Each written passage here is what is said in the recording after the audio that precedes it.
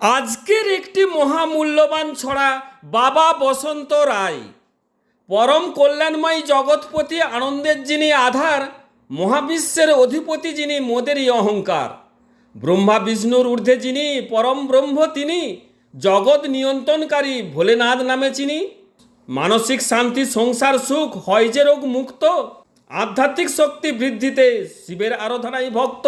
বিল্লপত্রে তুষ্ট তিনি, পাপ দুঃখ হরণকারী, অল্প ভক্তিতে সন্তুষ্ট যিনি, শান্তি প্রদানকারী। রসকুণ্ডুর নয়নমণি সর্বদা থাকেন পাশে, দূর দূরান্ত থেকে ভক্তবৃন্দ তাই তো ছুটে আসে। ভক্তিতে ভগবান তুষ্ট, হওয়া যায় ঈশ্বরমুখী, আনন্দেতে থাকবে সবাই থাকবে সুখী। নমস্কার।